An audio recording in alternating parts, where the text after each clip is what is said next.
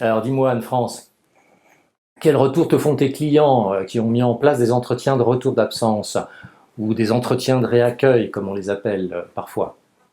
De ce que me disent mes clients, les avis sont super contrastés, hein, mais j'ai l'impression que ce sont pas les entretiens de retour eux-mêmes, hein, qui posent problème, mais la manière dont le dispositif est mis en place et les difficultés que les managers ont à conduire ces entretiens.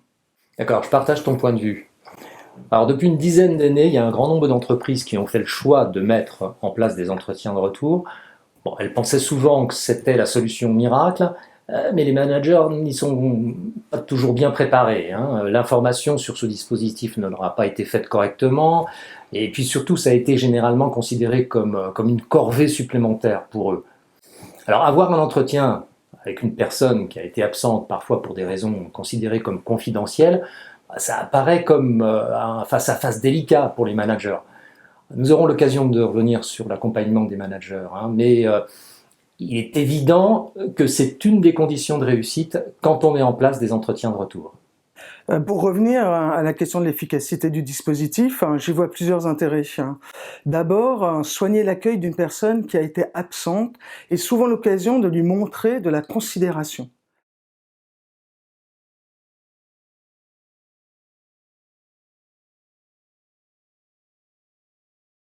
Ensuite, c'est un moyen efficace de mesurer la capacité des collaborateurs à reprendre leur mission dans les bonnes conditions.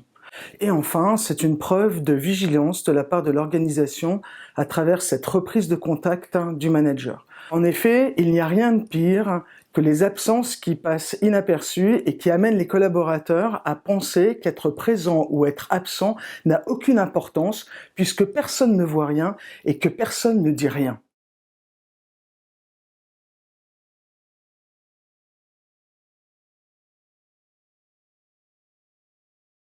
Ouais, alors j'ajouterai un intérêt supplémentaire, c'est aussi l'occasion de voir dans quel état d'esprit le collaborateur reprend son activité.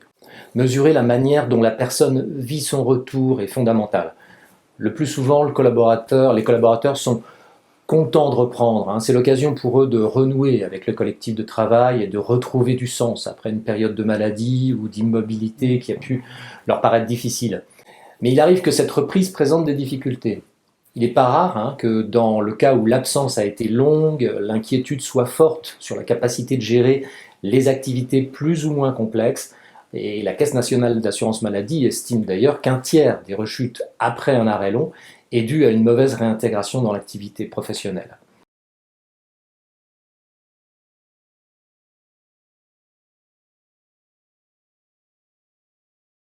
Alors je pense aussi au cas où les absences sont, comme je les appelle, maîtrisées. Alors, peut-être dû à des réactions par rapport aux relations ou au management, mais aussi à une volonté de s'octroyer du temps personnel.